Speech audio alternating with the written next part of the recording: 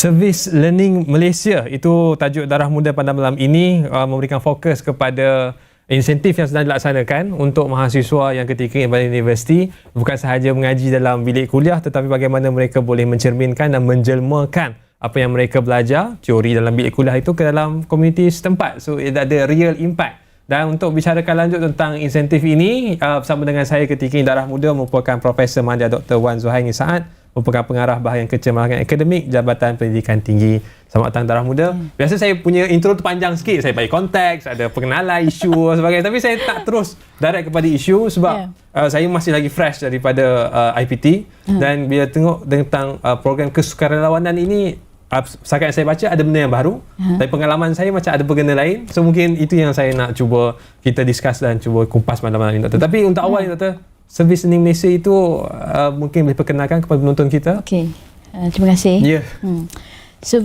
Namanya Service Learning Malaysia University for Society, atau pendeknya adalah SULAM. Jadi SULAM ni adalah satu pendekatan dalam pengajaran dan pembelajaran, teaching and learning, di mana pelajar dapat mengaplikasikan pengalaman dan pengetahuan mereka yang mereka belajar di dalam bilik kuliah kepada komuniti. Jadi itu adalah pendekatan yang memberi gabungan hasil pembelajaran sesuatu kursus dengan pengalaman dengan komuniti. Apa beza tu berbanding dengan program-program yang lain? Sebab di bawah Pelan Pendidikan Tinggi itu kan ada macam-macam kita perkenalkan, untuk keusahawanan, untuk kesukarelawanan. Dan apa beza SLU berbanding dengan program-program kesukarelawanan yang sebelum ini? Untuk SULAM, ia melibatkan kursus yang diambil oleh pelajar dalam kurikulum dia. Jadi ia adalah satu kursus berkredit dan dia perlu dinilai oleh pensyarah ataupun biasanya kita akan mendapatkan pandangan dan penilaian daripada komuniti yang terlibat. Kalau macam kesukarelawanan biasa, ia merupakan satu aktiviti atau projek yang tidak terlibat secara langsung dengan kursus yang diambil. Boleh jadi ia macam membersihkan kawasan, bersih masjid, zoo contohnya. Tapi sekiranya pelajar daripada fakulti veterina contohnya pergi ke zoo dan membuat aktiviti yang melibatkan pengetahuan mereka sebagai pelajar veterina, itu namanya SULAM. Kalau saya tengok pada objektif tu, Doktor, dia banyak kepada engagement di antara student, IPT dan juga industri dan juga komuniti.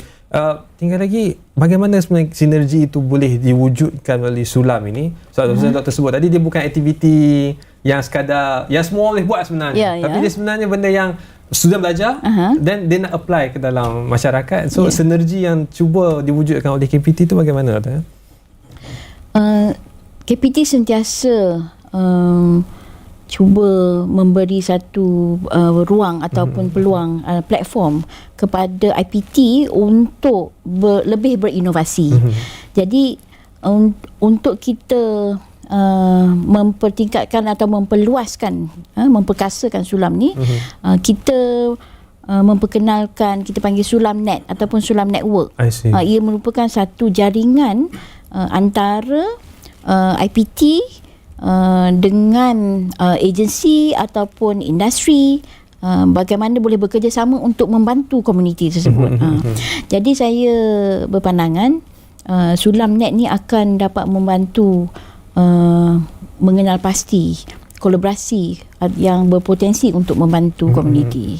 Saya kalau dalam pengalaman saya, kalau di USIM itu ada klinik bergerak, tapi tutup klinik mata. Yang saya difahamkan dari bawah SULAM ni klinik gigi. Jadi faham, kalau betul saya faham projek ini dia cuba mensasarkan komuniti berdasarkan kepada keperluan tertinggi ataupun benda yang utama bagi mereka. Boleh jadi kita pergi ke Kampung Baru ini, kita nampak benda yang kita boleh buat ialah bantu untuk meningkatkan sales. Tapi itu bukan keperluan tinggi. Keperluan mereka lebih tinggi ialah soal pendidikan anak-anak yang mungkin kurang akses kepada tuition, itu yang kita boleh beri. Jadi adakah Sulam ini mendekati komuniti berdasarkan kepada kehendak dan selera pelajar ataupun kepada kehendak dan selera komuniti, di antara dua itu? Okey. Sebenarnya dia ada beberapa model lah dan saya percaya kepada inovasi pensyarah yang mengajar kursus tersebut. Bagaimanakah pendekatan yang sesuai untuk kita mengenal pasti permasalahan komuniti.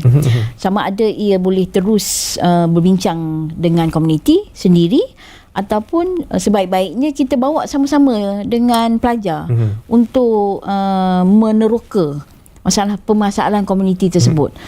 Sama ada memanglah kita kata mengikut disiplin atau bidang dia, tetapi satu komuniti tu boleh dibantu dari pelajar dari pelbagai disiplin dalam bentuk kita panggil transdisciplinary.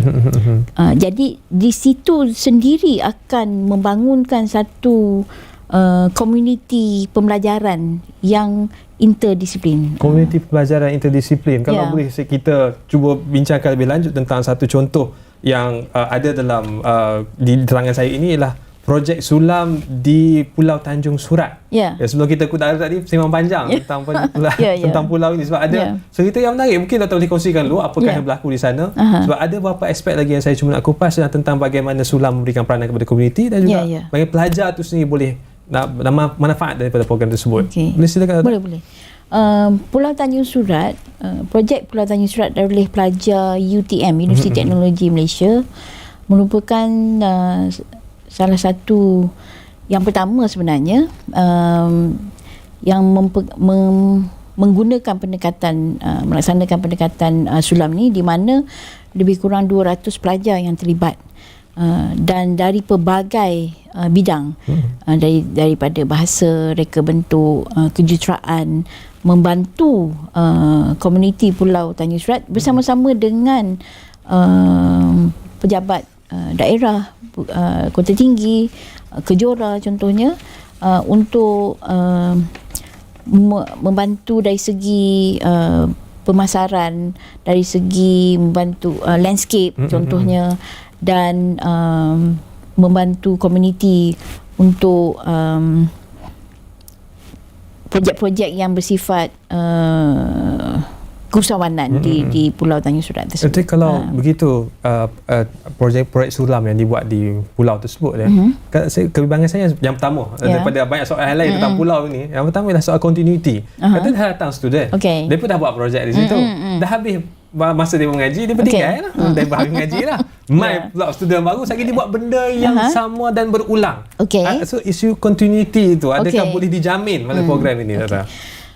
Sulam ni lah yang sebenarnya akan dapat menjamin kelestarian, kita kata, untuk sustainability komuniti tersebut.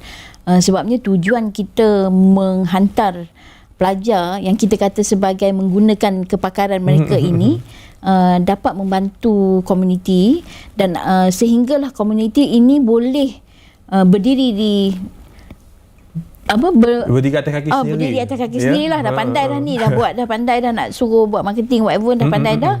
Dan sekiranya belum lagi, komuniti ni tak boleh lagi independent,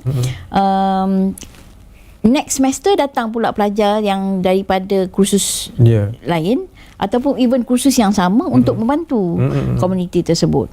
Kalau macam biasa projek kesukarelawanan tu, dia tidak ada kesinambungan tu, daripada ia merupakan satu macam projek one off. Betul. Datang, buat, selesai boleh hantar report kat lecturer, dapat A, settle. Tapi kalau Sulam ni, mana yang kawal tu universiti yang akan pastikan itu akan berterusan, atau KPT yang akan tentukan? Itu kita serah kepada IPT, serah kepada program owner, serah kepada fakulti masing-masing. So ownership tu kepada IPT ataupun kepada student program ini, kalau boleh saya tanyakan? Sebab bagi student, kalau kita orang student ni, kalau dia rasa program ni orang lain punya, kami setakat buat, tinggal settle lah. Kita sentiasa ingin pelajar untuk mengambil peranan sebagai program owner, kan? Pensyarah sebagai program owner.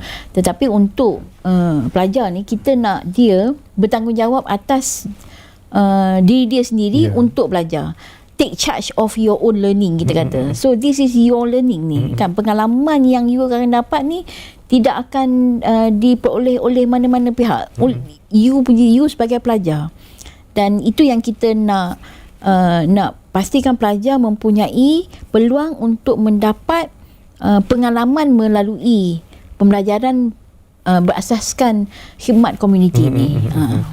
Setakat ni kalau boleh Dr. kongsikan in terms of bagi kesan dia kepada pelajar. Sebab sebelum ni saya kira ada, walaupun tak banyak ya, mengaji dalam teori dalam di kuliah, kerana mereka pergi komuniti, tapi mereka cuba untuk berkhidmat, sebab saya kira itu lonjakan satu bila sebut tentang pembangunan pendidikan tinggi itu, bila sebut tentang seimbangnya, holistiknya, keusahawanan.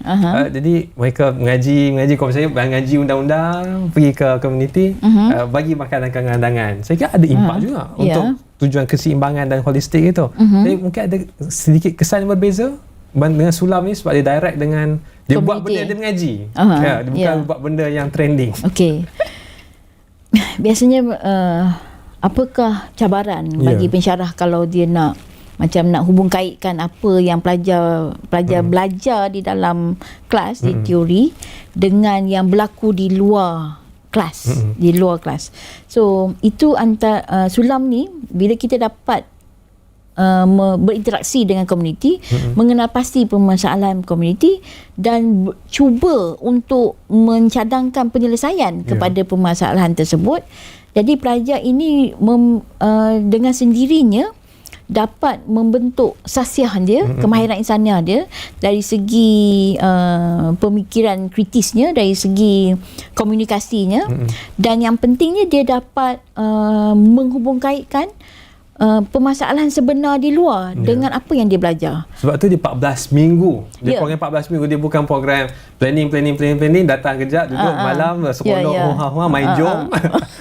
Dekat Pulau Dansha. Tapi doktor, kita akan berehat seketika. Tapi untuk makluman juga pada penonton sekalian, setakat tahun lepas 2019 dimulakan, 445 program dah dilaksanakan dalam masa 2 tahun ni. Satu angka yang sangat impresif, dan kita akan bincangkan lebih lanjut tentang program Sulam ini kembali kita selepas ini, semuanya di Darah Muda.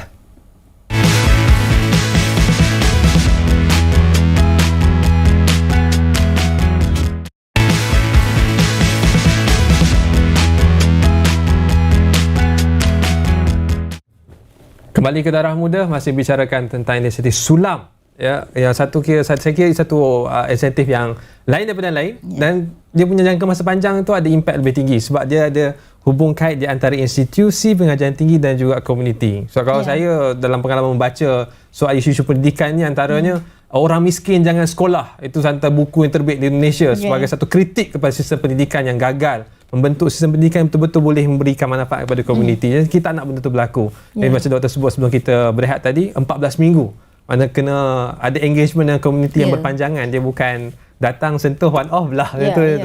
Semua doktor, sebab daripada pandangan mahasiswa ini, kami ni nak kena kuliah, ada tutorial, ada test, ada exam, ada assignment. Tak bila masa nak program. Macam mana Sulam berhadapan dengan situasi itu dalam kalangan mahasiswa tu? Macam bunyi student saya tu kan. My student masa first semester kan, now ini semester akhir ke semester pertama kan, macam tu. Sebab banyak kita bagi kan, banyak bagi projek, bagi task. Tapi sebenarnya dalam kita mereka bentuk pembelajaran berasaskan pengalaman, experiential learning ni, especially khususnya melibatkan komuniti ni, perlu ada perancangan yang rapi lah, dari segi daripada proses merancangnya dengan komuniti dan juga penyelarasan dalam jabatan tersebut. Sebab kita tak naklah dalam satu semester tu semua program, semua kursus pun buat Sulam contohnya. Jadi penyelarasan perlu ada di fakulti masing-masing, dan dalam mereka bentuk projek tersebut, dia boleh juga menjadikan dia satu macam kolaborasi antara beberapa kursus yang pelajar ambil buat satu projek Sulam. Jadi dia tidak membebankan pelajar, sebabnya dia macam kita ada 3 kursus yang pernah kami buat, yang saya pernah buat masa di UPM. 3 kursus pelajar yang sama ambil, tapi kita gabungkan dalam satu projek sulam. I see. Jadi penilaian dia berbeza lah.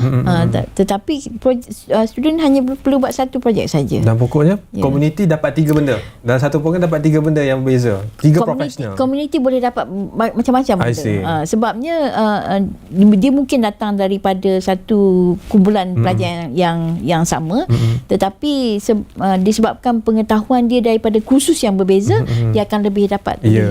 Mana tak adalah kalau nak menyelesaikan masalah ikan, saya tahu masalah ikan je. Dia boleh masalah lain juga yang berkaitan dengan perniagaan yang mungkin, soal pertanian.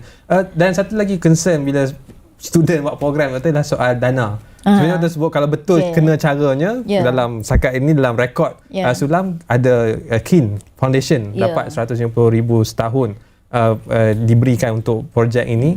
Tapi itu kalau kena caranya lah. So nak bagi sikit kepada mahasiswa kita ni semangat. So hampa memanglah ada risau pasal duit, tapi kalau kena cara ni tak perlu risau. Maksudnya kita itu antara proses pembelajaran juga. Bagaimana untuk nak mendapatkan dana, macam mana kita nak pitch untuk proposal untuk dapatkan dana, bagaimana kita dapat network kan. Tu yang tadi kita kata SulamNet tu penting untuk agensi kerajaan dan juga industri sama-sama bekerjasama untuk membantu komuniti. Sebut tentang SulamNet, dan itu portal sulam. Faham saya tak ya? Adakah benda yang sama? Bukan. SulamNet adalah jaringan. It's a konsep jaringan Sulam Network. Maksudnya kita ada partner-partner yang dapat membantu bekerjasama dengan IPT untuk membantu komuniti. Dan maklumat tu ada dalam portal sulam. Ya, dalam portal sulam yang kita akan lancarkan besok. Portal sulam, sulam.mohe.gov.my ni adalah satu platform di mana komuniti boleh mengemukakan permasalahan mereka dan masalahan tu dapat diakses oleh agensi, dapat industri dan juga universiti untuk sama-sama berbincang lah, kena pasti ini komuniti yang kita nak kita bantu. Berlaku ada kepada doktor ya, sebab saya dah buka website tu, masih banyak lagi akan dikemas kini, tapi bukan sebab akan lancarkan esok, tapi untuk penonton kalau nak pergi ke website itu malam ini boleh cari playbook sulam. Itu ada banyak info boleh baca, beza di antara sukarelawan, khidmat komuniti dan sulam itu bagaimana apa nak melaksanakan sulam. Esok doktor, pasal berkenaan dengan pelancaran itu, ada info-info yang penting yang kami boleh join belajar atas talian? Boleh, kita mengalu-alukan semua untuk bersama-sama kami di KPT dalam majlis pelancaran kita panggil sinergi sulam. Sebabnya kita akan melancarkan portal sulam, kita akan melancarkan yang SulamNet dan juga satu pertandingan yang kita nama pertandingan eSulam Innovate. Sulam Innovate ini adalah pertandingan untuk ideation, invention and innovation challenge, di mana pelajar dapat mengemukakan idea-idea dalam menyelesaikan permasalahan komuniti melalui dalam talian online. Untuk ideation tu, mandangkan penganjur dah ada di sini, ada soalan bocor ke, ada apa dia punya kriteria tertentu untuk beri idea itu, kena ambil kira COVID ke ataupun ikutlah kami nak pergi luar negara ke, macam mana tak? Kita yang penting kita nak tengok you punya daya kreativiti dan daya inovasi yang memberi impak kepada komuniti. Jadi kita ada juri-juri hebat daripada industri, daripada agensi, dan bila kita harapkan sekiranya pelajar-pelajar ini dapat mengemukakan idea tersebut dan membuat satu prototype contohnya, dan kita akan bantu dengan kerjasama dengan industri untuk membantu. Yes. Itu program 3 yang akan lancarkan esok. Portal SulamNet dan juga pertandingan eSulam Innovate. Dan kalau boleh saya kembali balik tentang program sulam ini, sebab daripada perspektif orang muda dan juga mahasiswa, program itu satu hal lah, sebab dia secara nakalnya macam menambah beban kami mahasiswa. Saya tak tahu, mungkin doktor boleh komen. Tapi satu lagi ialah soal saya nak fokus pada ini, soal komuniti itu. Soal kalau boleh kita gunakan contoh pulau tadi, satu pulau yang terpinggir yang sebelum ni orang tak kenal, tapi akhirnya dengan program ini sewajarnya ia boleh memberikan manfaat, memperkenalkan. antara objektif Sulam ni adalah untuk kita bukan saja membantu menyelesaikan masalah, dan kita cuba mencari ruang dan peluang kepada pelajar untuk bersama-sama dengan komuniti mempertingkatkan keterlihatan dan ekonomi kepada ekonomi komuniti tersebut. Contohnya di Pulau Tanjung Surat tersebut, kita UTM bercadangkan untuk jadikan dia satu tempat ekowarisan contohnya, dan itu adalah kerjasama dengan Kejora contoh. Jadi ada kampung-kampung ataupun desa lestari yang sebelum ni kami bersama-sama dengan Kementerian Pembangunan Luar Bandar contohnya, untuk membantu komuniti dari segi masalah, contohnya macam tadi masalah ikan kan, ikan yang penyakit ikan contohnya. Jadi saya rasa ini adalah salah satu inisiatif yang sangat bagus yang dapat memberi pengalaman kepada pelajar secara imersif. Dia pengalaman dan juga membangun bakat. Dan sefaham saya program ini hasratnya lah untuk memperkenalkan bakat-bakat baru yang lebih fresh, yang betul-betul ada pengalaman on ground. Dia bukan saya ambil kuliah. Hands on. Jadi kehadapan saya tak pasti Dr. boleh komen ataupun tidak. Harapannya bila ada bakat-bakat baru ni, adakah wajar untuk diwujudkan satu database yang kita serahkan kepada Majlis Pekerjaan Negara seperti yang disebut dalam Belanjawan 21 ini, supaya memudahkan mereka untuk kerjaya dan juga pekerjaan mereka selepas ini. Ya, sangat bagus idea tersebut. Antara output daripada program ini adalah pelajar perlu membuat refleksi, documentation kan dalam bentuk kita panggil e-portfolio, dan terdapat universiti-universiti yang telah mempunyai platform untuk pelajar memuat naik e-portfolio mereka, dan kita harapkan pengalaman ini yang menghasilkan artifak pembelajaran yang boleh diakses oleh industri untuk kena pasti student ni, pelajar ni telah menjalankan sulam dengan komuniti, inilah pengalaman mereka, ini dia punya output, dan ini pelajar yang sesuai untuk saya betul. Sebab itu skill-skill baru, pitching yang doktor sebutkan, sebab itu benda baru. Kalau sebenarnya kita presentation kelas 15 minit cakap lah, sekarang tak ada, 3 minit je. Dia kena bagi dia punya idea dan dia kena impress dia punya audience. Yang terakhir doktor, mungkin harapan daripada program sulam ini secara khususnya, dan juga kehadapan ini dengan COVID-19, bagaimana nak memastikan bahawa proses pembelajaran itu tidak terganggu hanya kerana kata kita ada penyakit yang pandemik yang sedang menular ketika ini. Betul, sebab kita pun tak tahu bila pandemik COVID-19 ni akan berakhir, dan sebenarnya ia membuka ruang dan peluang untuk kita lebih berdaya kreatif dan juga inovatif dalam mereka bentuk projek kita, sama ada bagi pensyarah ataupun pelajar. Dan saya pasti pendekatan sulam ini dapat membantu semua, dapat memanfaatkan semua pihak, daripada IPT, agensi kerajaan, dan yang pastinya adalah komuniti. Dan kita akan bekerjasama bersama-sama untuk memperkasakan ni sulam ni lagi pada masa yang akan datang. Terima kasih Doktor. Saya ucapkan selamat berjaya lah esok programnya. Dan saya kira manfaat kepada penonton ialah mereka kena baca. Kalau tak baca tak jadi.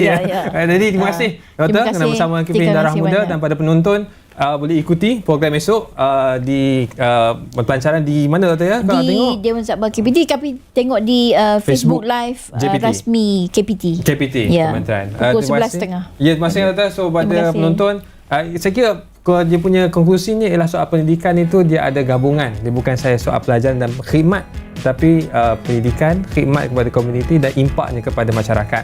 Dan impak kepada masyarakat untuk malam ini, apa yang anda kena belajar ialah disiplin dengan SOP. Kita putuskan topik ke-19 sehinggalah kita menang. Dan jumpa lagi. Saya Ifan Faruqi, jumpa lagi di Darah Muda.